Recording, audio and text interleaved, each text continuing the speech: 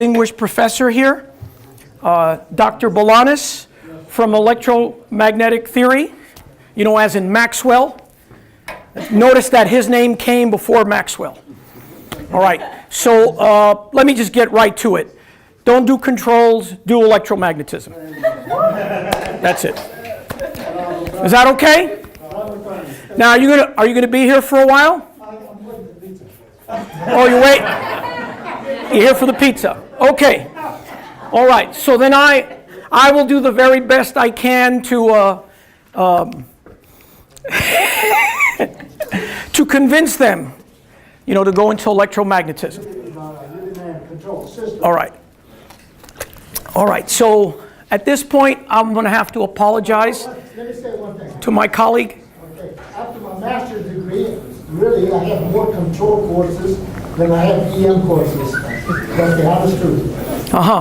Non-linear control, simultaneous control systems, all those. So I took more courses in controls after my master's. So it's a good area. It's good. You endorsed it? Absolutely. But what made you choose electromagnetism? Then I saw the light. I saw the light. Okay. At this point, I'm going to humbly pay my respects to my colleague. Folks in controls, we want to see a little bit more than just the light. A little bit more than just the light. All right?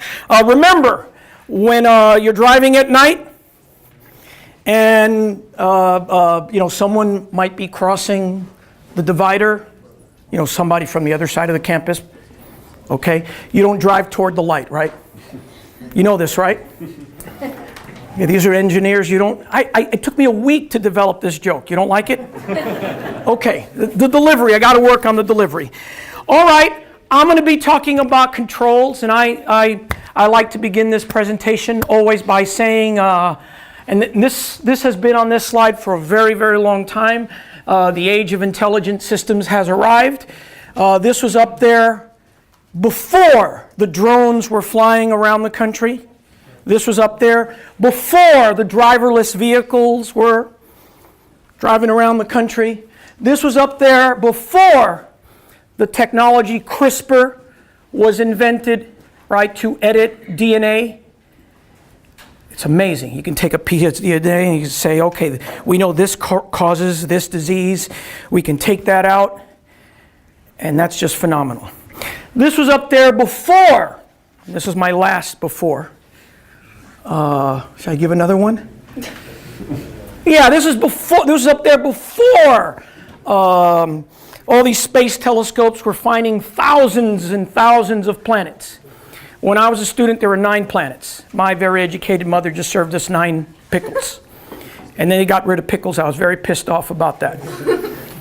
All right.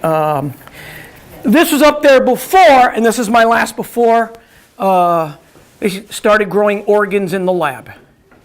And, now, maybe you're not excited. Yes? Oh, pizza! This is the end of the seminar. I told you the most important things. Revolutionary times, intelligent systems are here, and if you want to really work on intelligent systems, controls provides the foundation. Okay? Electromagnetism will provide. He's got pizza, so he's happy. They should all come back and maybe get somewhere. Yep. Maybe I should get going. You know, because you might have a few questions, and I'd like you to ask anything that comes to your mind, anything at all. So, again, many years ago, when I was sitting where you were sitting, I actually was in love with many of the subjects. And did Constantine leave already? Yes, he did. He did. So, well, he's gone, but I liked electromagnetism very, very, very much. I applied for a fellowship with Raytheon to design seekers for missiles, and I was very interested in missiles. I was interested in anything that flew back then. And but in the end, I chose controls because I saw that it really applied to everything. You can control a robot. There's controls everywhere inside here.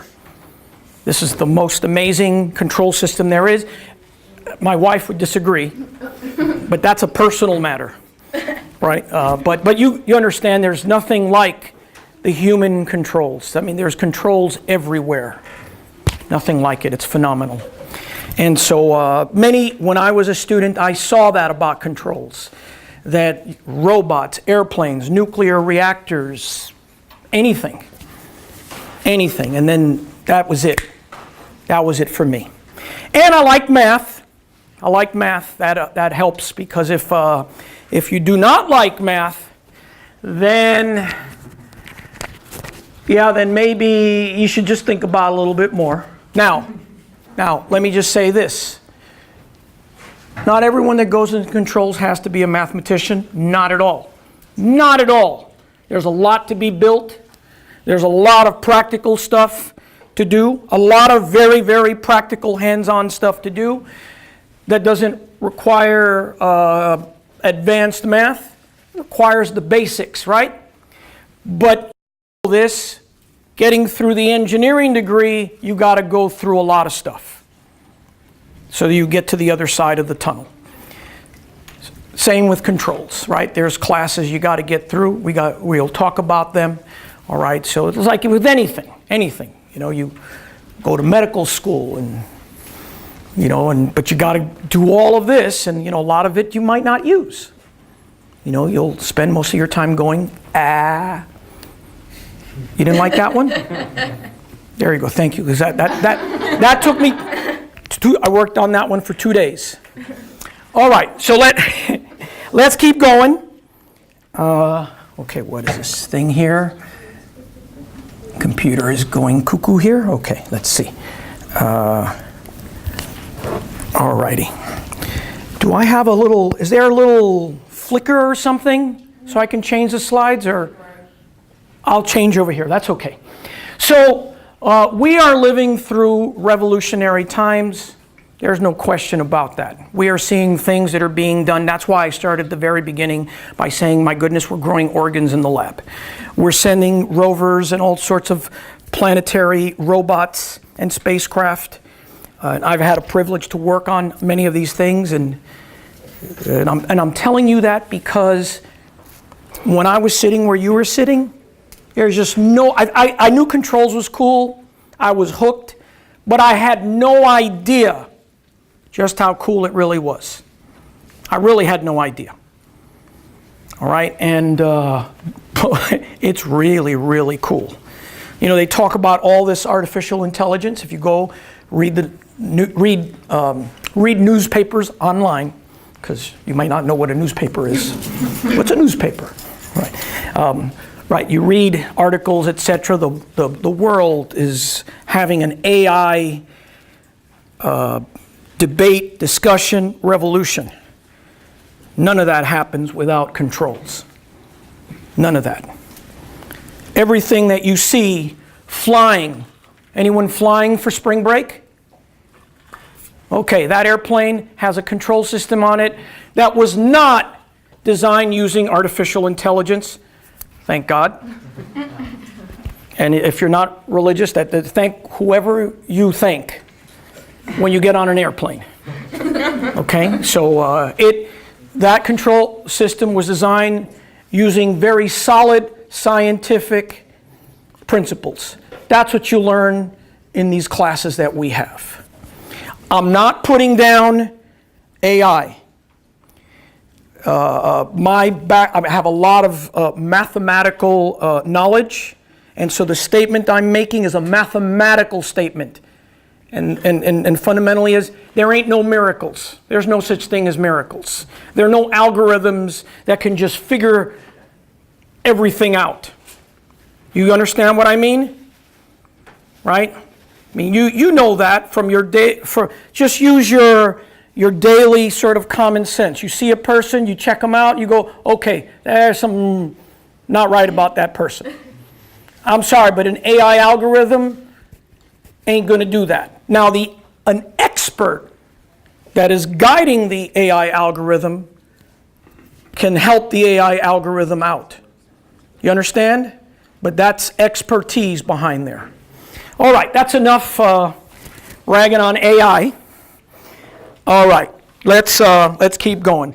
Let me thank everybody, especially my students. I love my students for making this possible because I really love this stuff. I mean, it's incredible. And it gets more incredible every day. That's just the way it is. So I'll talk a little bit about what is controls, where is controls used, the courses, the faculty involved, job opportunities, and I already started talking about the ongoing technological revolution. All right. Let me begin by just telling you a little bit about the faculty. There's myself, Armando Rodriguez. I've got an office on the 3rd floor. There's also Dr. Sakalis. He's got an office on the 3rd floor. And there's Dr. Jenny C. And she's got an office on the 3rd floor as well. And Dr. Sakalis does a lot of work in semiconductor manufacturing, okay, building semiconductors. He's been pursuing this for many years. Even got a company on the side, okay, pursuing this. So he's doing it very seriously, not just so very, very seriously. He has also worked on problems associated with modeling, predicting, and suppressing epileptic seizures. So I think anything that has to do with the brain is phenomenal. And if you're interested, that is so cool. And that is we know a lot about the human body, quite a bit. But that brain, the next 10, 20 years, we're going to learn so much about the brain. And when you combine that with what I said earlier, being able to edit DNA and grow organs. And by the way, you may not see it, but this involves a lot of controls. Okay, because if you're trying to grow something precisely, hey, there's some controls in there. Okay, or if you're putting something inside of a person, brain-controlled prosthetics. I've got students that are working on that right now. Well, then you got to know something about the brain other than it sends and receives electrical signals, which makes chemical reactions take place and blah, blah, blah. And so that has taken us a long way, but the next 10, 15 years, 20 years, it's going to be phenomenal. And again, when you combine it with all this other stuff, CRISPR and organ repair and organ growth, my goodness, I'm really jealous. It's a good jealousy, though. The opportunities that you will have are phenomenal. I've had the opportunities to work on space rovers, spacecraft, missiles going after aircraft, missiles going after spacecraft, weapons in space that are designed to shoot down the missiles. I've done friendly stuff too. Okay, not just belligerent stuff.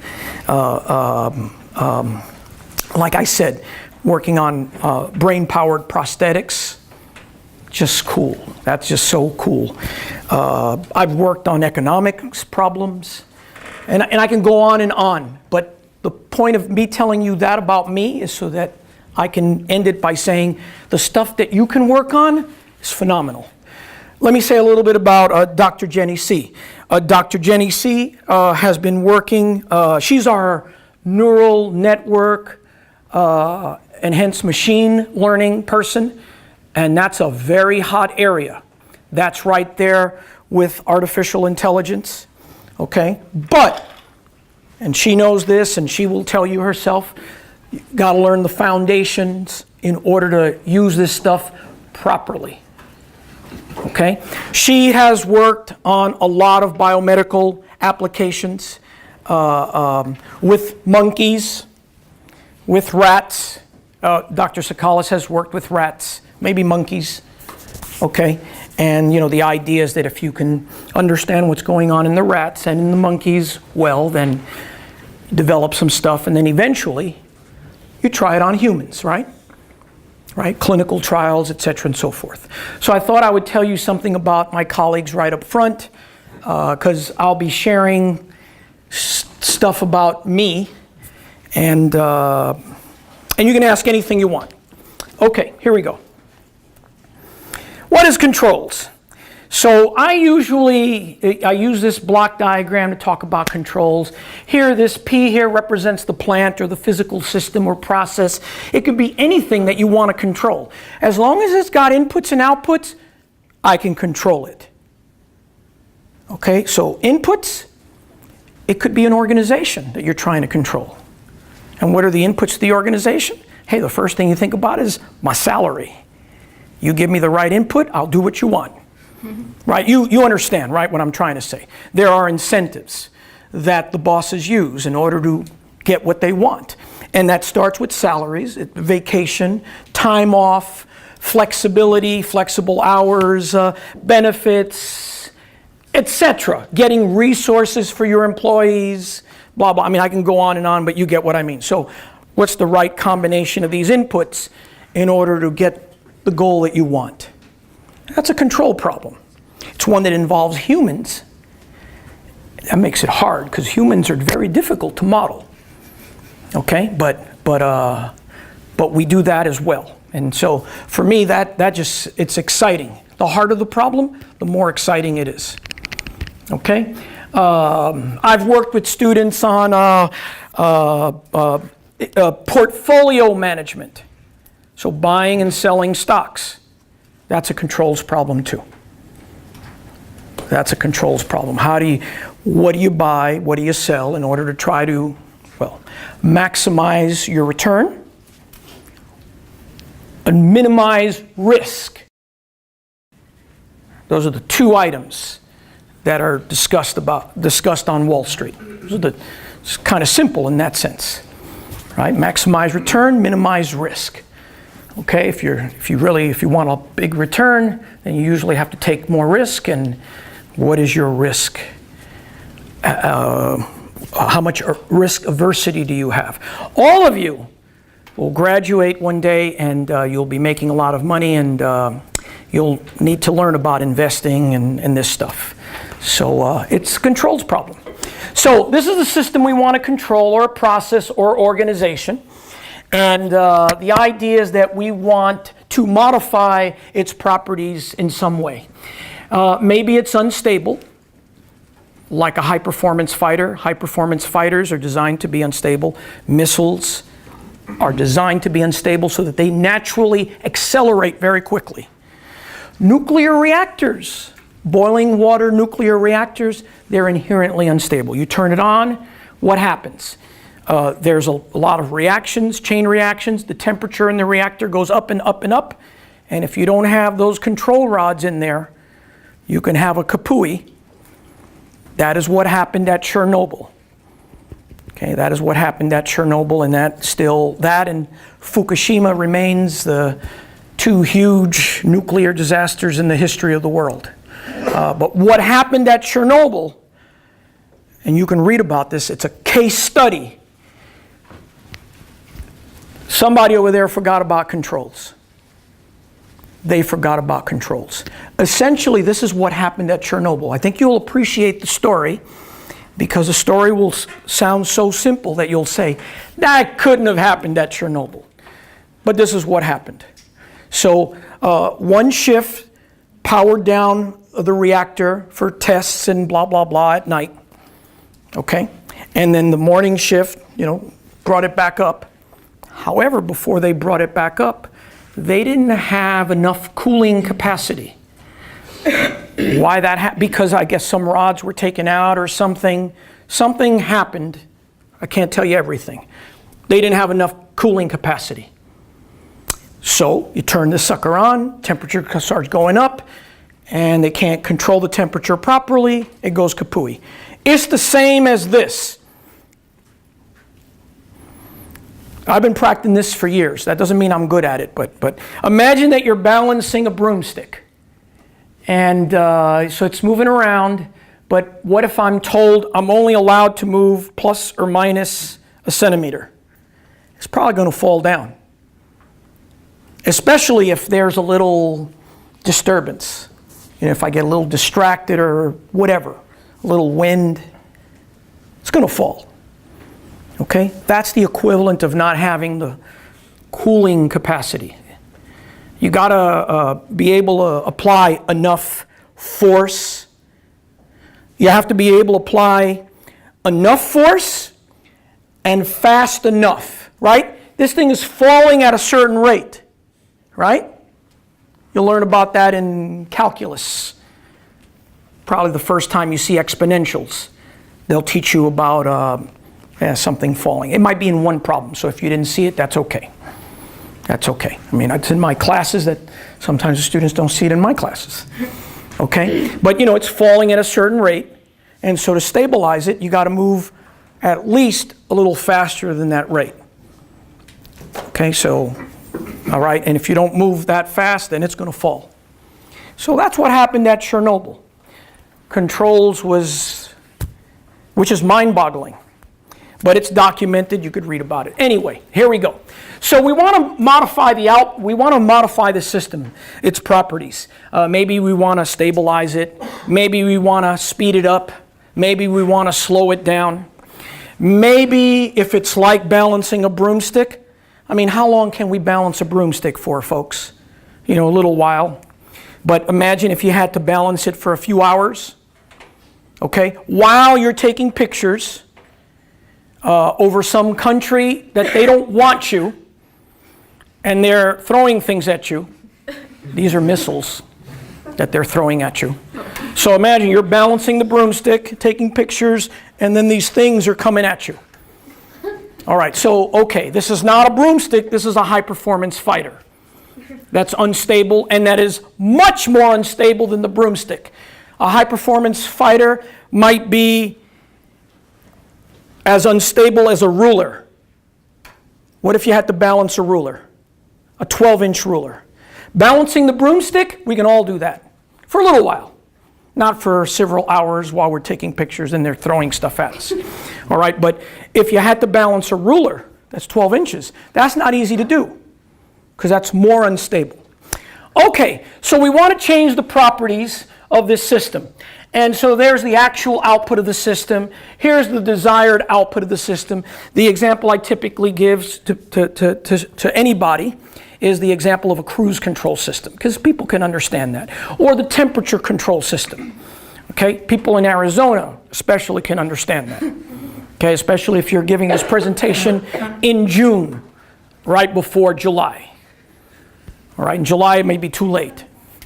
Okay, so what we want to learn about in controls is how to design this controller, which processes the actual output, compares it to the desired output, generates this error signal. Based on the error signal, you figure out how much more fuel or less fuel you send to the car or to the airplane.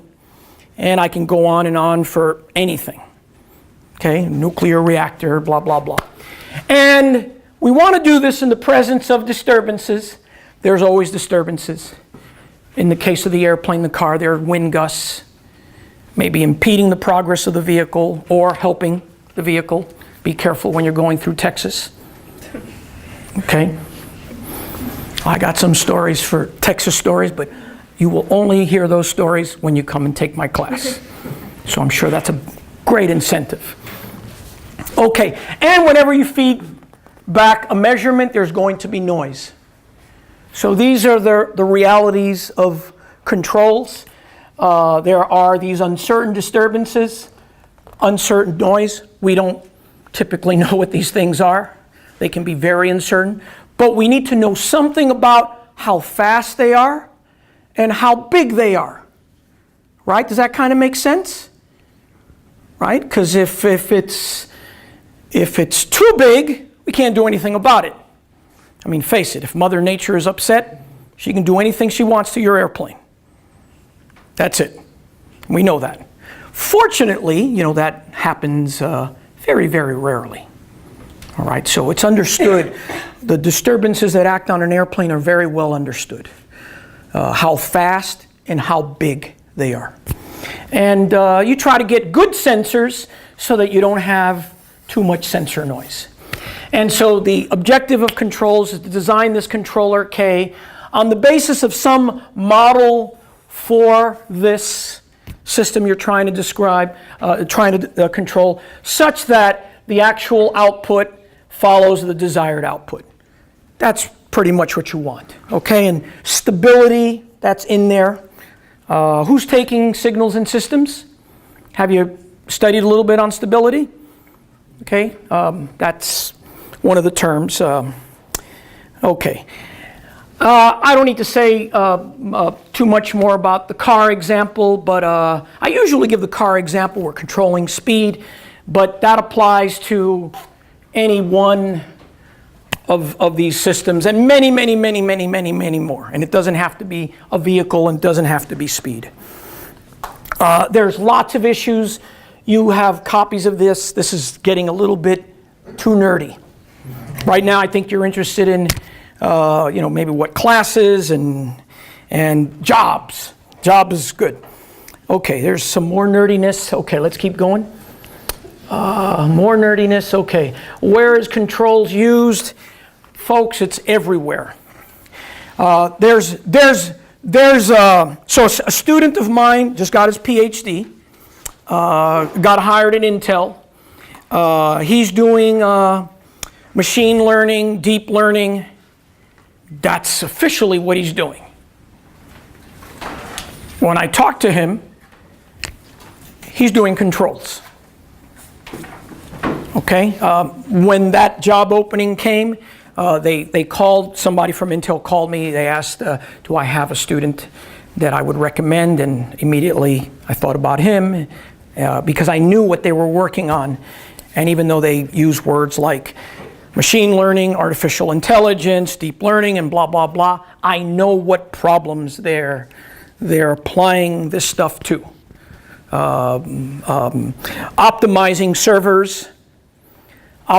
servers, making sure that large computer systems and servers maintain the appropriate temperatures, and a lot more even interesting stuff. Data mining, figuring out how people think so that they could make the appropriate decisions. That's a control problem. So, especially with this drone revolution taking place, you haven't seen anything yet with drones. We are in the infancy of drones, and I think that's so cool. That's so cool. When you're living something, like you're living now in the world of drones, it's like, okay, they must have been here forever. Nah, they just arrived. And I've been working on this stuff for a very, very long time, and I was waiting for them to arrive. I was waiting for the driverless vehicles to arrive. I was working on driverless vehicles here at ASU. Let's see. Just after you were born. When were you born? Give me, huh? 1998. Yeah, so 2000, 2 years after you were born. My calculation was okay, right? I was specifically targeting you. Okay? All right, but so we were working on driverless vehicles in is it parking lot 59, the end of the world? It's still regarded as the end of the world? No.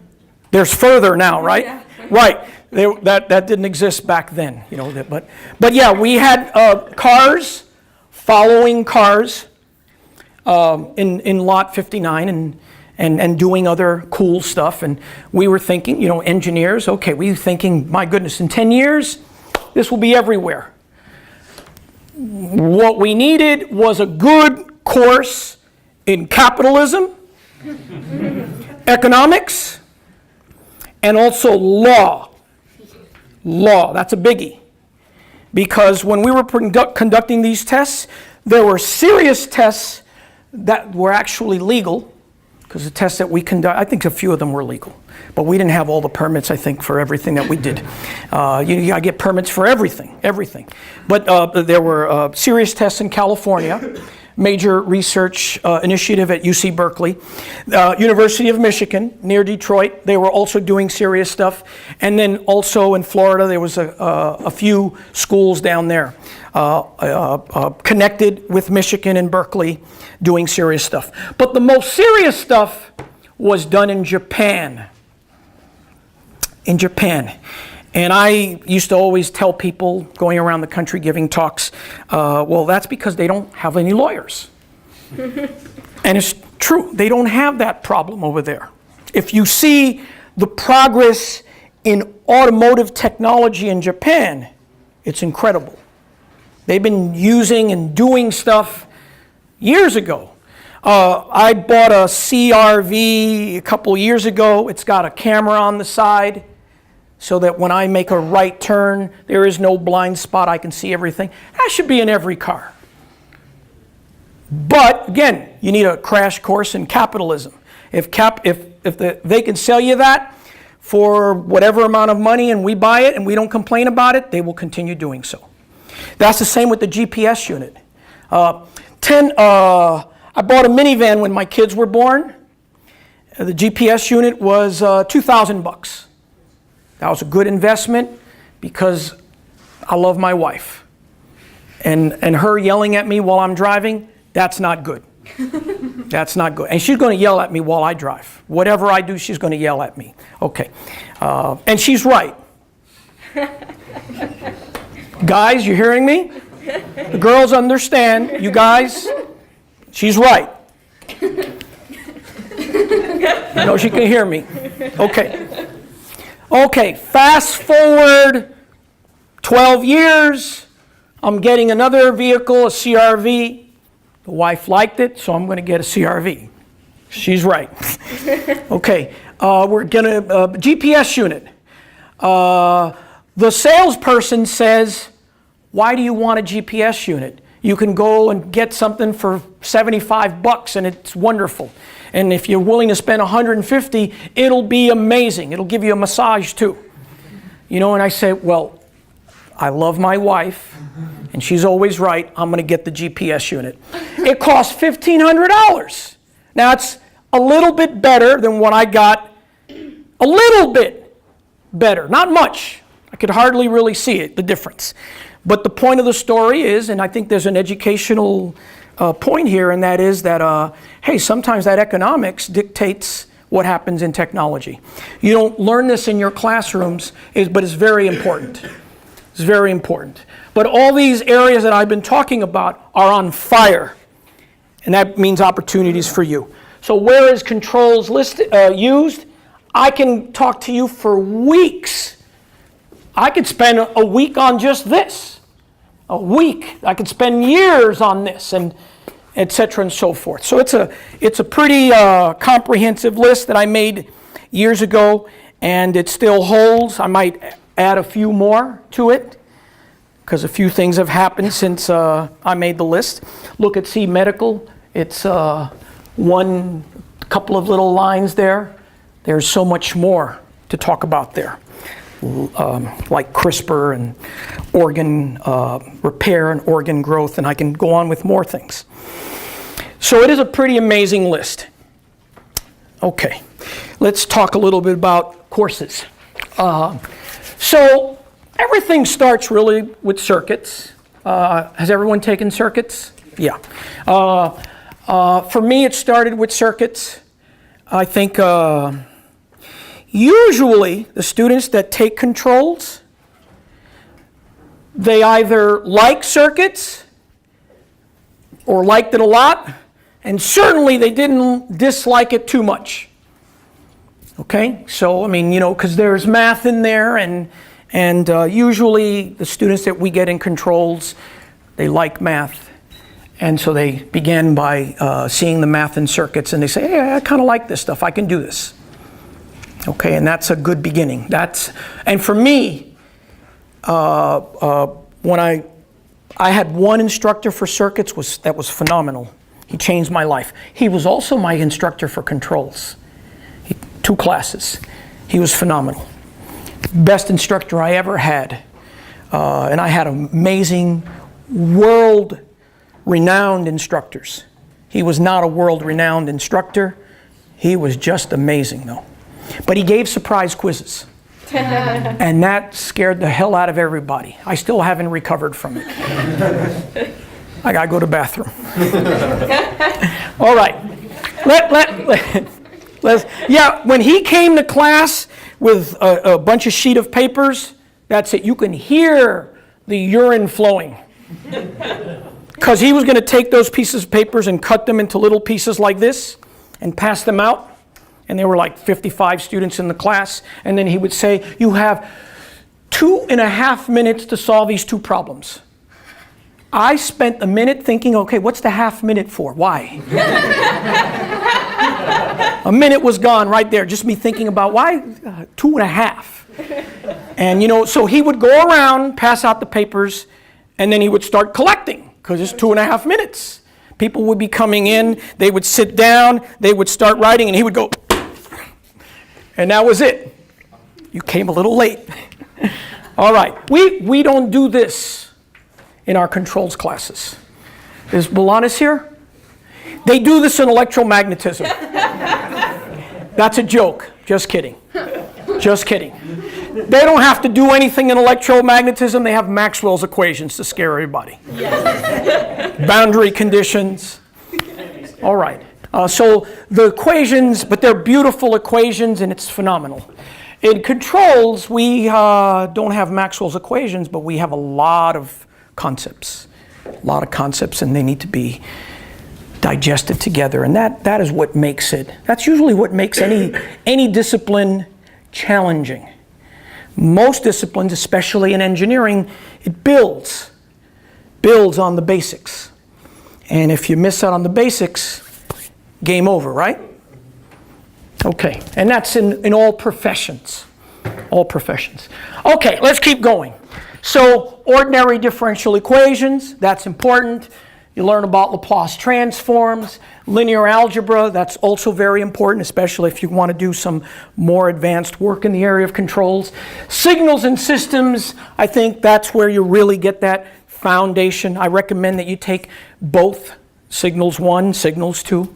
But I find that it's great if you have taken both of them before you take the controls classes, but often students are taking the second signals class while they're taking one of the controls classes.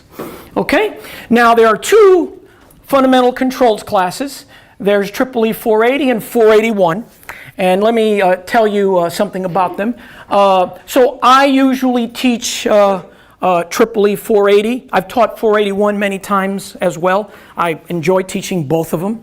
481 is typically taught. Dr. Sakalis has taught it. I have taught it. But these days we have a new instructor at ASU.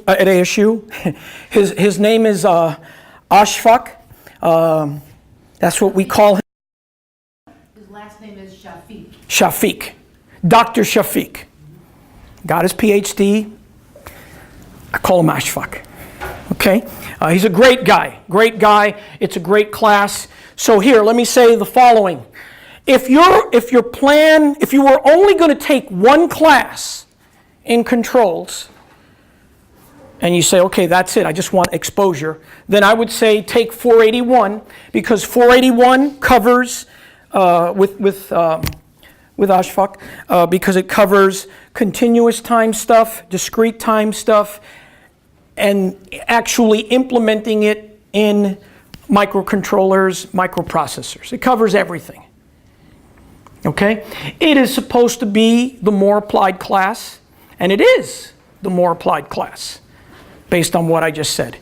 But it does continuous, and that means you have Laplace transforms. It does discrete, that means you have Z transforms.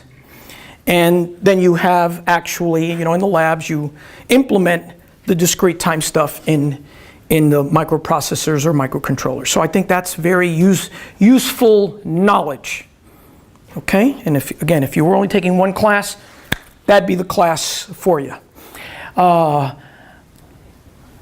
In principle, it's supposed to be the simpler class, I think. But again, it has both continuous and discrete, and so that means Laplace and Z transforms. And so in that sense, there's more. There's more. But again, it matters how it's taught also. So it's intended to be the more applied class. 480, which is typically taught by myself, that is typically, that's all continuous time. I mentioned stuff about discrete, okay, because in the end, we're going to be designing digital control systems. So I talk about these things. They're embedded in my problems, exams, etc., in some way. But that class is really for individuals that want to go further. Now, I'll say this. If you take 480 with me and take 481 afterwards, then you should be arrested for being a bully. Because if you have 480 with me, then going into 481 should be easy for you, because you will be in there with students that are learning controls for the first time. And so in that sense, you're a bully.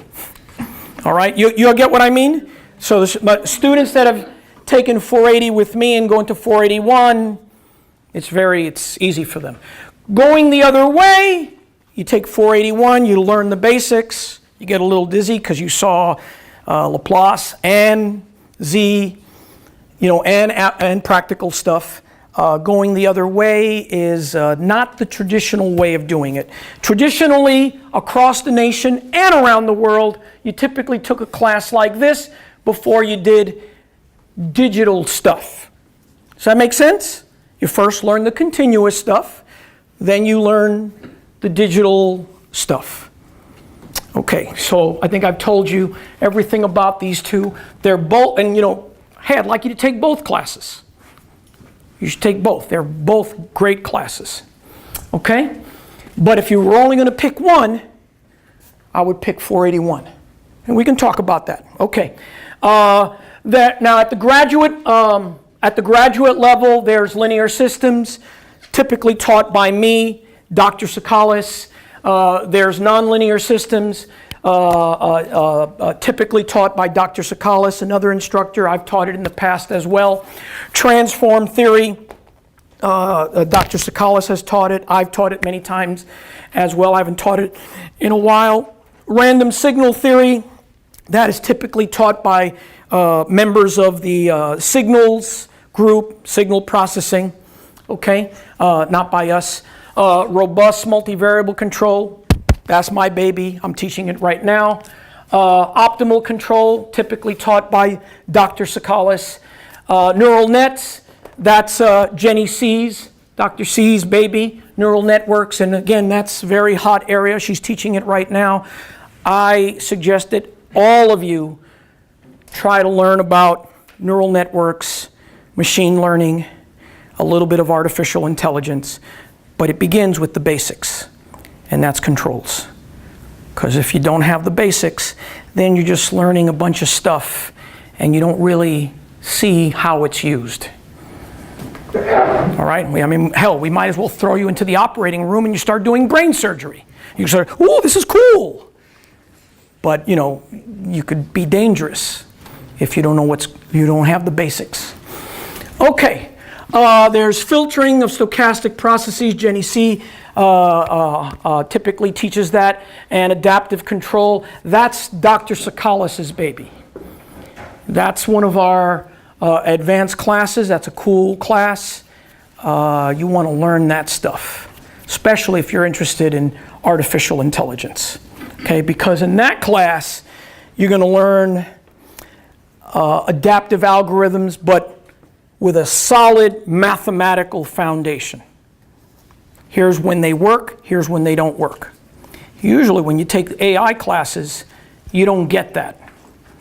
Because if they gave you that, then you would decide, okay, I'm going to sell hot dogs. Because it's all math. It's math. And that usually scares people. There's other courses that we send our students to. over the years. System identification. This is taught by Dr. Rivera in chemical engineering.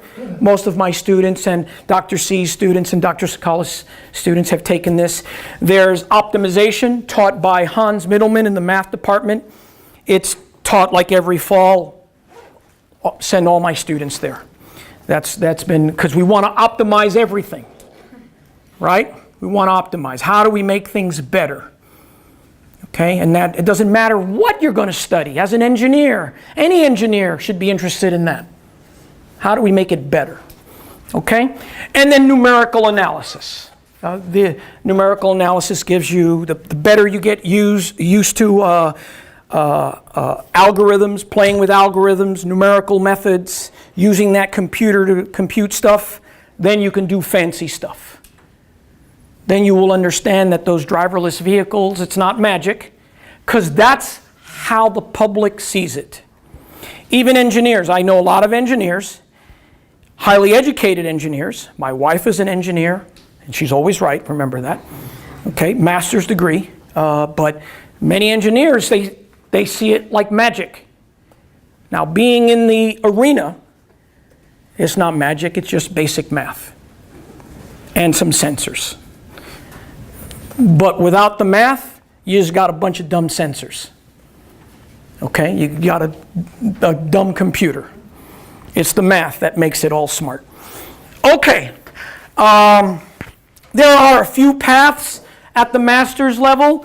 You can take the exam to get your master's degree, or you can do a thesis to get your master's degree. Let me tell you, and you know this already, most students choose the exam because they're afraid of doing the thesis.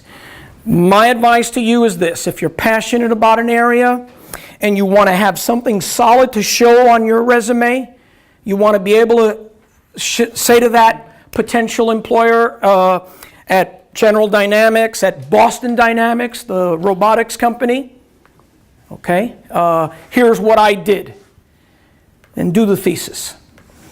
The thesis really, even though most students, I think they're afraid to do something that they haven't done before. That's natural. But all it is a big project. That's it. And you take 2 less classes, but you got to write a thesis. And then you defend it, which means you got to show up. Show up. You show up. Maybe I shouldn't say this on camera, but am I right? So the famous professor has returned. I want to address these students when you're done. Oh, well, I'm going to be done tomorrow. Then. So there is also. So think about the thesis option, because again, I'm very serious. It will give you an opportunity to learn something really cool. Let me say it this way: if you spend a year and a half doing a thesis, you'll be involved in a problem, learn a lot. I would say the following is true. If you're out there in industry, it might take you 6 years to gain that same type of knowledge. Because it's not like you graduate and they say, okay, you're in charge of this big project. Oh, hell no. They're going to give you a little baby project, and then another baby project, and another, and then after a while, they see who has survived, and okay, they give those people the bigger projects. My wife, she graduated from ASU many years ago. She got a bunch of baby projects, but now she gets big projects. All right, so I'm sure she would have gotten bigger projects probably if she had done a thesis, because you have something to really show. All right, that's okay. There's also the 4+1, right? 4+1. Is the GPA requirement for EE 3.5? Yep. 4+1. I recommend it highly, highly, highly. Please do a master's degree. Not because you'll make $10,000, $15,000, $20,000 a year more. No, although that's kind of cool. But because it will open up more doors, give you more flexibility. You'll be able to work on cooler problems. The employers, they know this, okay? When the layoffs come, and the layoffs will come, you'll have that piece of paper. So I'm talking to you really not as a professor. I would, if you were my kids, I would say the same thing. Okay, so it gives you that great security, and the 4+1 is on fire, not just here at ASU, but around the nation. All schools have a 4+1 type program. Why? To get masters out the door faster for industry, because industry cannot get enough talent. You know this, right? Okay, the nation continues to import talent from abroad. That will continue. That is important because we are interacting with the world, and that's one way to interact with the world. That is important to provide opportunities. All right, but we have to grow our talent at home. That's also very important, and the nation's aware of it. That's why you have these 4+1 programs. Okay, so get your MS, blah, blah, blah, blah, blah, blah, not just for the money. And I've already told you about the faculty and what they work on at the beginning. You can read about it. You can ask me questions. Those of you that stay afterwards, I can give you my cell number. You can call me anytime. And job opportunities, they're just all over the place. You just have to be able to read what's there. And so when it says machine learning and artificial intelligence and stuff like that, that's for you. You just need a little background in that area. So that's all I got to say. And wow, it's 1 o'clock exactly, but I hope that they will allow me to entertain a few questions. Come on, ask me something. I got a question. Okay, before, he's got a lecture planned for you. He's got a PowerPoint person. Have you ever seen a US I'm going to hug him because I love this guy. You know, I love him tremendously. He's a couple years older than me. But he's younger than our youngest faculty member. He's younger than our youngest faculty member. He's got energy like nobody. Nobody. This guy's got energy. Talk, right? Okay, here's a question. How many of you have seen a U.S. president? Man. I saw Obama. When? 2012? How far? Oh, I don't know. Maybe. Well, we have one. Obama. Anybody else? You. Bush. Bush. The young one? The old man? young one. Young one. Okay, anybody else? Does anybody ever shook hands with the president? I saw Kennedy, 1960, from a distance. Okay.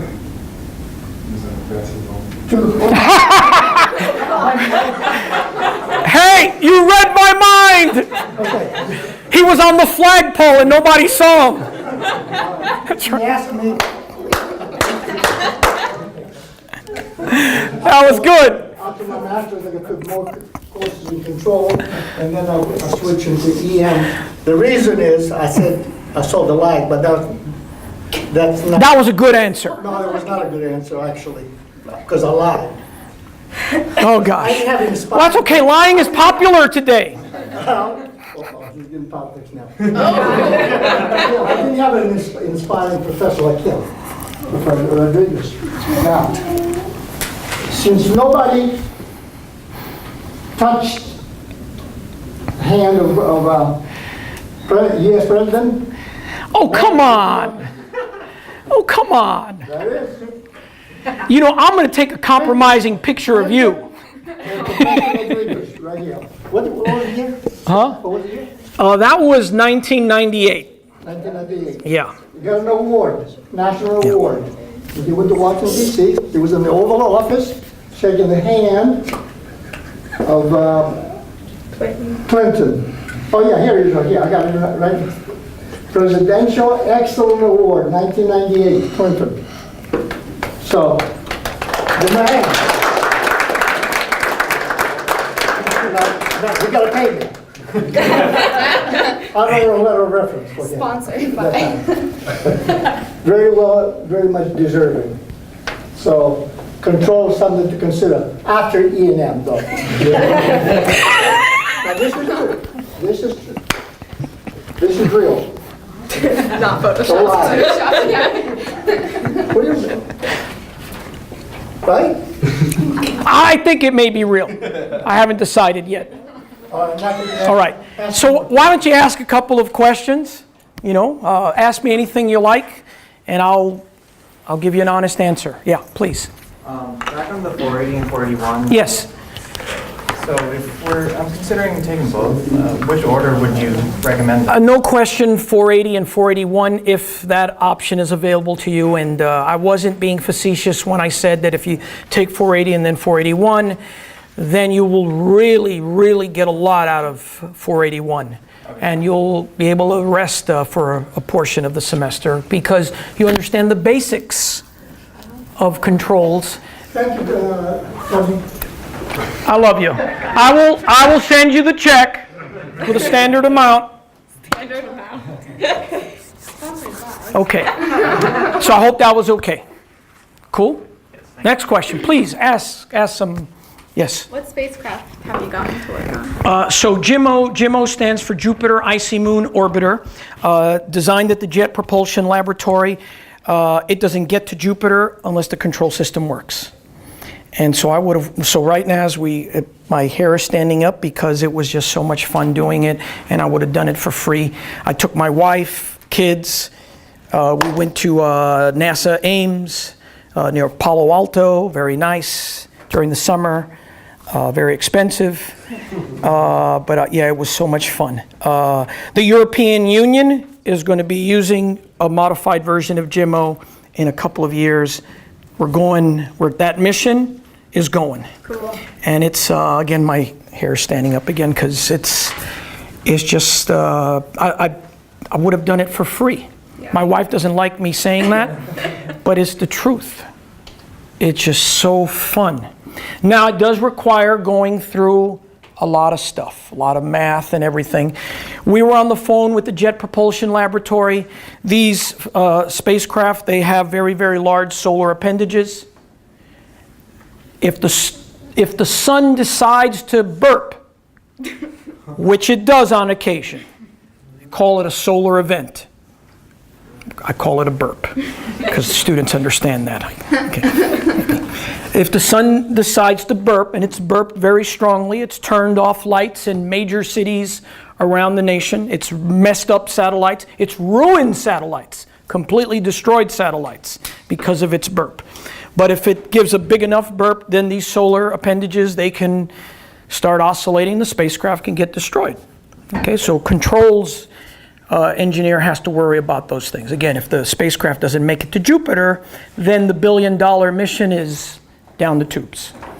So again, I would have worked on that for free. It's so cool. And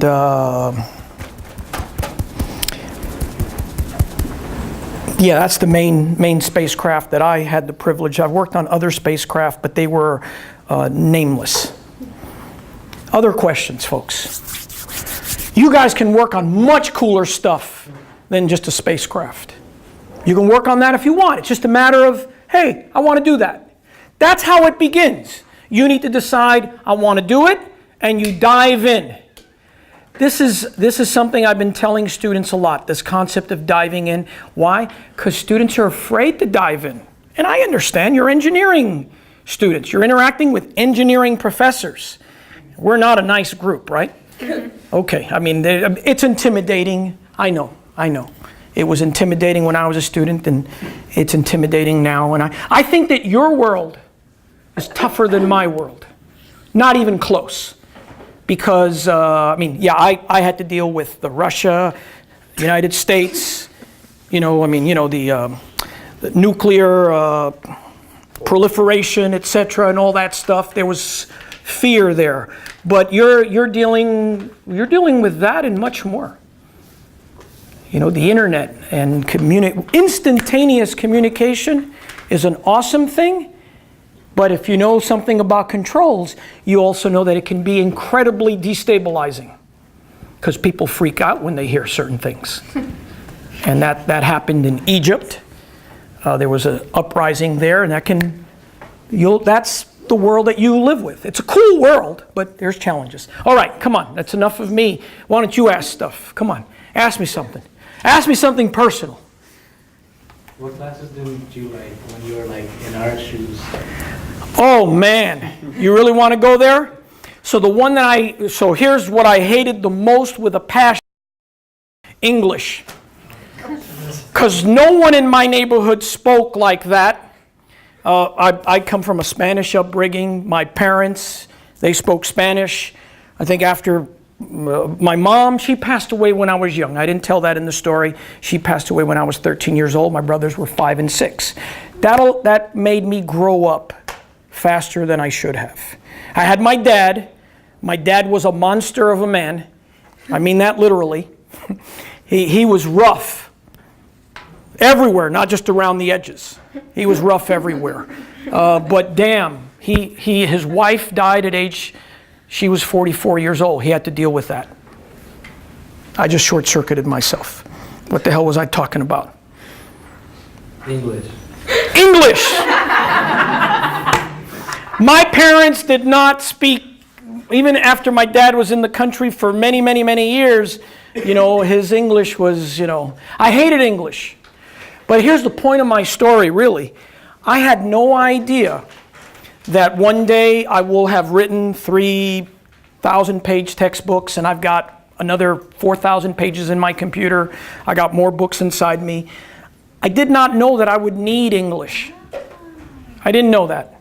And I'm being honest with you. I didn't, I write a lot of proposals. You kind of need English in those proposals. Okay, and it's got to be pretty good. You got to have good English in there. All right, so the message there is, hey, communication is a very important part, especially as the world gets smaller and smaller. It's getting smaller, right? Because of that fast communication. And I'm an engineer like you. I felt like English was interfering. It was interfering with my other classes. It was. But I took English during the summer, and I postponed it. It was English composition. I postponed it as long as I could. I had switched schools, and so that allowed me to postpone it even more. And boy, I did not like that class. The teacher wanted me to have every day. What do they call it? Like a diary. Yes. Just write something. I said, but I don't have anything to write. I'm not like that. I'm different today. Now I have, as you can see, I have lots to write. I just keep talking. Now, I have a lot to write about now. But I didn't see it there. She was trying to teach me something, and I feel bad that I wasn't receptive to it. I should have been more receptive to it. If I was more receptive to it, then I would have learned some valuable skills earlier. Eventually, I did learn the skills. But that's one of the classes. Here's another one that might you find funny. All of you have taken 120, right? Digital. Was it easy? No. Okay, so hey, a lot of students like it. Some don't. But I think a lot of students like it. Maybe many of them have seen it a little bit before they took the class. When I took that class, I had never seen that stuff. So I didn't really care for it much because I felt, hey, I didn't really have the background for it. Now I have taught that class many times, and I can do a Carnot map and Quine-McCluskey right now on the board. You might not know what Quine-McCluskey is, but that's just more advanced. That's more advanced optimization of circuits. But again, that's one that I didn't care too much. I like the continuous stuff more. I like the continuous stuff because I could see that applied to, robots and aircraft, and that's why I liked it more. Although I knew that the digital was really important. It is. I thought that digital would be everywhere in 10 years. Again, I was off by, it's still not everywhere. There's still a lot of arenas where there is no digital, it's analog. So again, a good understanding of capitalism, etc. is important, economics. Okay, what else, folks? Is that it? No personal questions? That was easy, yes. Do you have any patents? I don't have any patents. My wife, she's the inventor in the house. Remember, she's the one who's always right. I take her patents. She has a few patents and hangs them up. I don't have patents. But I have had students that have about 50 patents. And that just shows you how old I am. All right. Working in the automotive arena. One of my students from about 20 years ago, he's been working at Ford. Last I checked, some years ago, he had like 50 patents. Pretty cool. Get patents, and maybe you'll even make some money out of it. All right? Just takes one. All right, folks. Do controls, huh? Thank you. You take care.